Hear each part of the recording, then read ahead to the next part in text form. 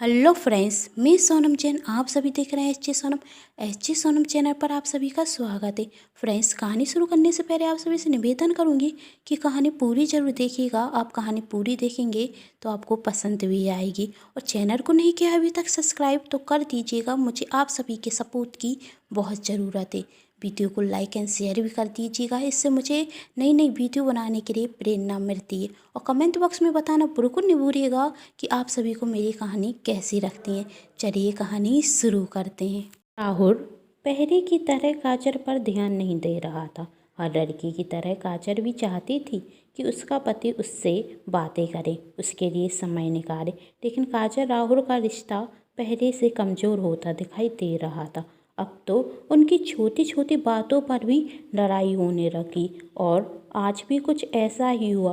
काजल बैठे बैठे सोच रही थी, जब उसकी नई नई शादी हुई थी तो राहुल उसे कितने अच्छे से बातें किया करता था और अब वह उसके लिए समय भी नहीं निकालता।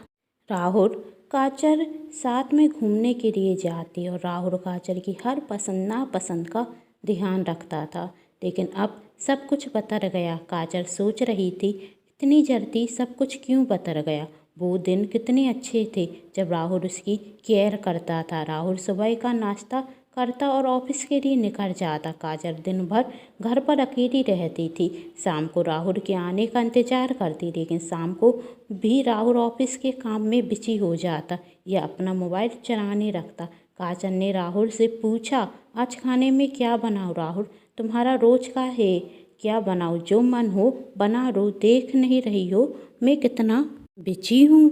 राहुल का इस तरह बात करना काजल को भी पसंद नहीं आता और वही भी राहुल पर चिल्ला जाती और आंखों में आंसू लिए किचन में जाकर काम करने लगती। उसे राहुल से लड़ना पसंद नहीं था, लेकिन वह भी नहीं जानती थी वह क्या करे। 2 दिन बाद काजल का जन्मदिन था।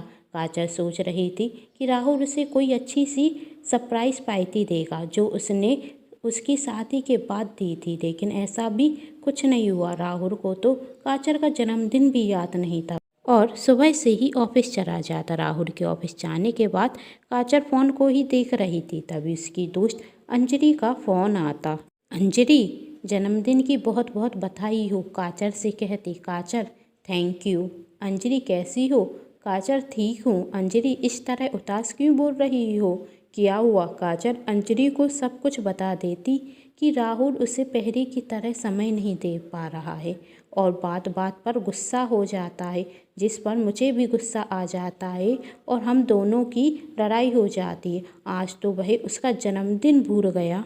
जब मेरी राहुल से शादी हुई थी तो शादी के बाद जब मेरा पहला जन्मदिन था तो राहुल ने कितनी अच्छी सरप्राइज पार्टी दी थी, लेकिन आज तो उसे मेरा जन्मदिन भी याद नहीं। मैंने सोचा वह मेरे लिए कोई अच्छा तोहफा लेकर आएगा और सुबह होते ही मुझे विश करेगा, लेकिन वह तो ऑफिस चला गया। मुझे उस पर बहुत गुस्सा आ रहा है। आज उसे घर पर आने दो, मैं उसे आज अच्छा सबक सिखाऊंगी। अंजलि ने कहा, तुम सच कह रही हो, तुम्हें राहुल को सबक जरूर सिखाना चाहिए। और अंजलि काजल को एक तरीका बताती उसे सबक सिखाने का। काजल को भी अंजलि का तरीका पसंद आता और अब वह शाम होने का इंतजार कर रही थी कि राहुल कब ऑफिस से घर आएगा। शाम को जब राहुल ऑफिस से घर आ गया तो वह देखकर हैरान रह गया। उसने आज से पहले काजल का यह रूप कभी नहीं देखा था। काजल राहुल का हाथ पकड़ती और उसे अंदर लेकर आती। एक टेबल पर एक केक सजा होता और एक बोर्ड रखा होता, हैप्पी बर्थडे टू मी काजल। ये सब देखकर राहुल काजल से सॉरी कहता। राहुल, मुझे माफ़ कर दो, मुझे तो याद ही नहीं रहा आज तुम्हारा जन्मदिन है। मैं तो तुम्हारे लिए कोई तोहफा भी नहीं लेकर आया। काजल, कोई बात नहीं, हर बार तुम मुझे मेरे जन्मदिन पर सरप्राइज पार्टी देते थे, आज मैंने ही अपने जन्मदिन पर तुम्हें सरप्राइज पार्टी दे दी। राहुल, सच में तुम बहुत अच्छी हो। तुम्हें तो जन्मदिन भूल जाने पर तो मुझ पर गुस्सा होना चाहिए था, लेकिन तुम तो अपने जन्मदिन की पार्टी मुझे दे रही हो। हैप्पी बर्थडे टू यू काजल। काजल, वो तो सब ठीक है, लेकिन ये मत समझना कि तुम मुझे गिफ्ट देने से बच गए। अब जो मैं तुमसे मांगूंगी तुम्हें वही देना होगा मुझे जन्मदिन के तोहफे पर। राहुल, जो आप कहें, झुक कर कहता। दोनों बहुत ज़ोर से हंसते राहुल और काजल जन्मदिन सेलिब्रेट करते। काजल अपनी दोस्त अंजलि को फ़ोन करती और उसे थैंक यू कहती। आज तुम्हारी वजह से मेरा और राहुल का रिश्ता और मजबूत हो गया। तुमने सच कहा था कि राहुल ने मुझे सरप्राइज़ पार्टी नहीं दी, तो मैं तो राहुल को सरप्राइज़ पार्टी दे सकती हूँ ना।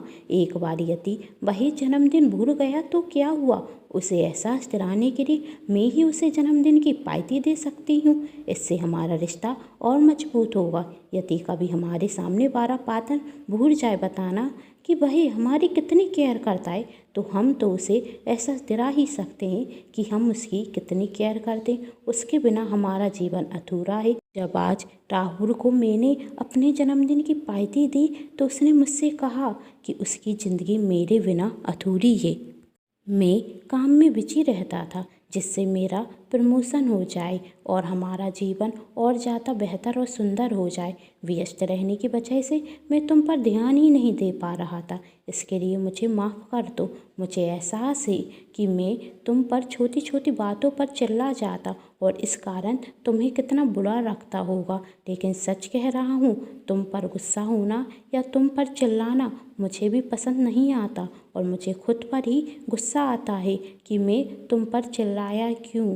काजल, मैं भी तो तुम पर गुस्सा हो जाती थी, जिससे हमारी छोटी छोटी बातें लड़ाई में बदल जाती थी। तुम्हारी वजह से हमारा रिश्ता मजबूत हो गया।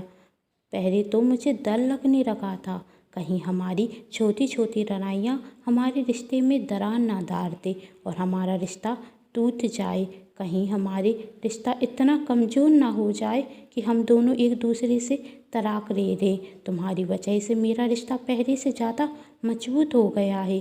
तुमने सच कहा था कि गुस्सा ईंधन का काम करता है। यदि एक व्यक्ति गुस्से में है तो अपना गुस्सा शांत रखो, जिससे लड़ाई होने की वजह ख़त्म हो जाती है। Thank you so much. Anjali अब ठीक है और कितना थैंक्स कहेगी। तुम दोनों की ज़िंदगी की नई शुरुआत हो, अच्छे से हो। भगवान से बस यही प्रार्थना करती हूँ। ये आप सभी को मेरी कहानी पसंद आई हो तो चैनल को सब्सक्राइब, वीडियो को लाइक एंड शेयर ज़रूर कीजिएगा। Thanks for watching.